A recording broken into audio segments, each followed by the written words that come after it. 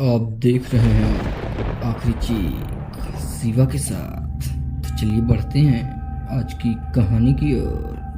दोस्तों, मेरा नाम संदीप है और मैं यह जो कहानी आपको बताने जा रहा हूँ, यह कहानी है हमारे गांव पूरनपुर की, जो कि कानपुर से 7 किलोमीटर पहले पड़ता है। दोस्तों, पहले के ज़माने में लोग बहुत ही अंधविश्वासी हुआ करते थे।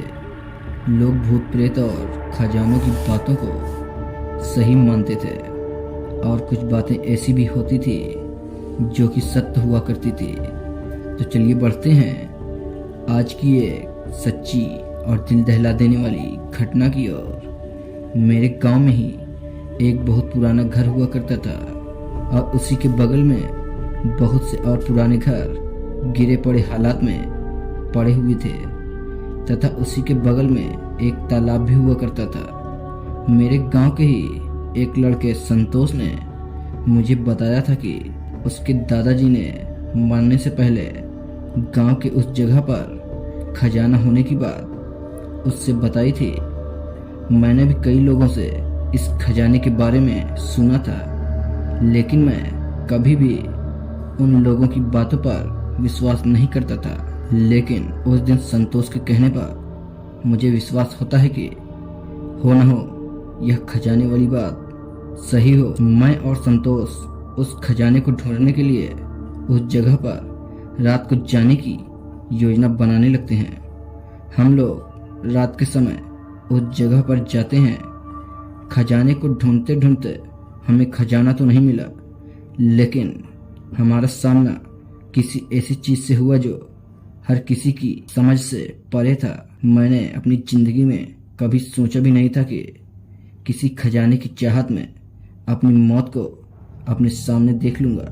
तो क्या हुआ था उस दिन मेरे और संतोष के साथ, तो आइए जानते हैं। जब मैं और संतोष खजाने को ढूंढ रहे थे कि हमारा कुदाल मिट्टी में एक स्थान पर पड़ता है और उस स्थान पर कुदाल के पड़ते ही हमारे कानों में खटखट की आवाज सुनाई पड़ती है। संतोष बोलता है, यार लगता है यही खजाने वाला मटका है, लगता है हमें खजाना मिल गया है। कुदाल को ऊपर की ओर उठाने लगता हूँ, लेकिन कुदाल ऊपर की ओर उठ ही नहीं रहा था, मानो जैसे किसी ने उसको अपने हाथों से जकड़ रखा हो। संतोष उस गड्ढे में कूद जाता है और अपने हाथों से कुदाल के बगल की सारी मिट्टियों को हटाने लगता है। लेकिन उस मिट्टी को हटाने के बाद हम लोगों को ऐसा भयानक दिल दहला देने वाला दृश्य दिखाई पड़ता है, जिसे देखकर हमारे पांव तले की जमीन खिसक जाती है, क्योंकि वह कुदाल किसी मनुष्य की खोपड़ी में धंसा हुआ था और देखने में ऐसा लग रहा था कि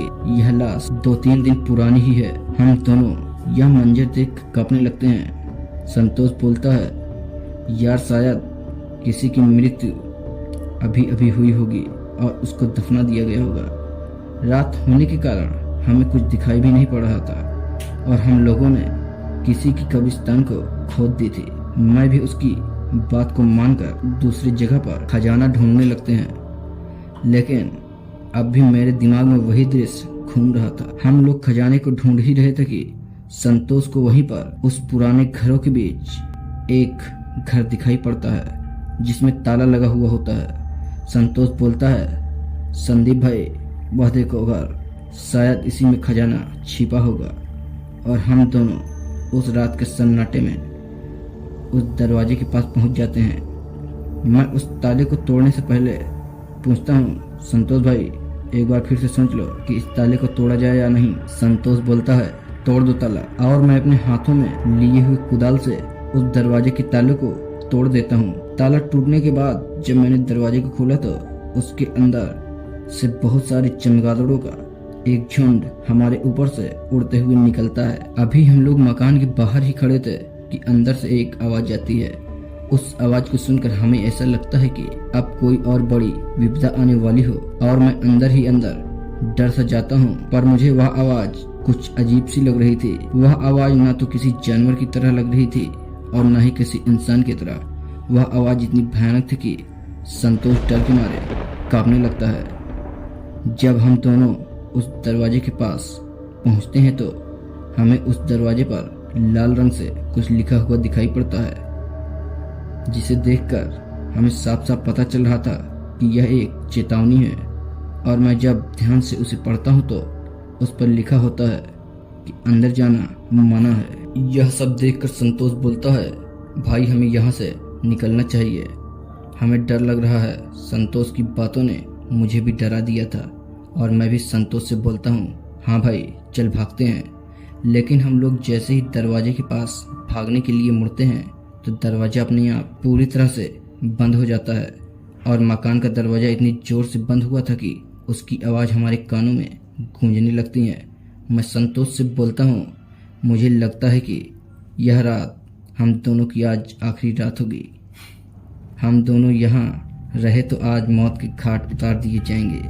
तभी संतोष बोलता है कि मेरे दादाजी ने बताया था कि अगर हम लोग साथ रहेंगे तो कोई काली शक्ति हमारा कुछ भी नहीं बिगाड़ पाएगी। अभी संतोष यह सब कह ही रहा था कि हमारे पीछे वाला दरवाजा अपने आप खुलने लगता है। उसके खुलते ही उस मकान में एक तेज रोशनी से हमारी आंखों को जलन होने लगती है। उस जलन से मुझे दिखाई नहीं पड़ता है कि तभी मुझे पीछे से मुझे किसी ने घसीटा हो और मैं बेहोश हो जाता हूँ। जब मेरी आंखें खुलती हैं तो मेरे बगल में मेरा मित्र संदीप भी बेहोश की हालत में पड़ा हुआ होता है। मैं यह सब देख ही रहा था कि मेरी नजर सामने की दीवार पर जाती है। यह दृश्य देखकर मेरे रोंगटे खड़े हो जाते हैं, क्योंकि उस दीवार पर एक औरत खड़ी हुई थी और वह दीवार से चिपकी हुई थी और मुझे लग रहा था कि जैसे वह औरत उस दीवार पर चल सकती हो।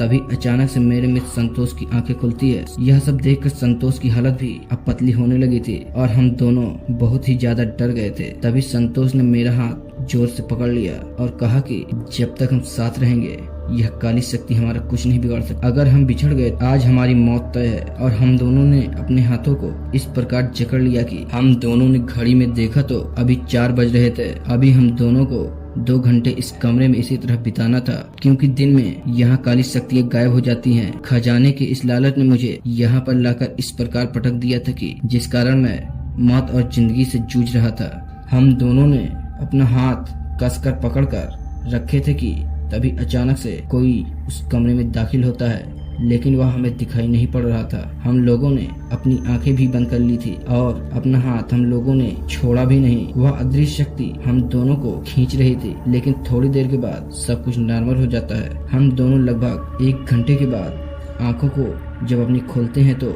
हम लोग घर से बाहर एक सुनसान जगह पर पड़े होते हैं। हम लोग उस छलावे से दूर हो चुके थे, लेकिन हम दोनों ने अपने साथ घटी इस घटना को किसी और से नहीं बताया और फिर हम दोनों वापस से घर आकर सो जाते हैं। लेकिन दोस्तों, वह रात आज भी हम दोनों के अंदर डर पैदा कर देती है। दोस्तों, हमें पता नहीं होता है कि हम दोनों उस रात उस मौत के दलदल से कैसे बच निकले थे।